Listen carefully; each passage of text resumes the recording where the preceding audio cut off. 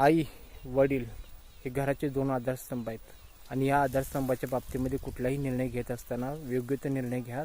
10 वेळा विचार करून निर्णय घ्या. कारण का यांनी आपलं आयुष्य आपली 2 मुलं सांभाळण्यात घालवलं असते.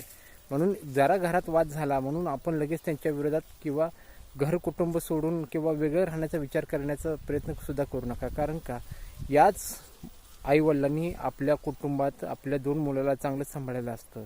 याच 2 जीवासाठी त्यांनी जीवाचं रान केलेलं असतं आणि याच जीवासाठी त्यांनी आपल्या होतं नव्हतं सर्वस्व अर्पण केलेलं असतं. म्हणून सांगतोय मित्रांनो, विचार करा आणि विचार करून निर्णय घ्या.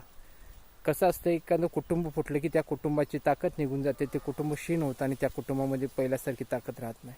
म्हणून एक लक्षात ठेवायचं की आपल्या घराण्याची इज्जत राखायची किंवा भरल्या बाजारात विकायची हे तुमच्या हातात आहे. जे काय करता येईल ते आपल्या कुटुंबात एकत्रित राहून कितीही प्रगती करता येते एवढं लक्षात ठेवा.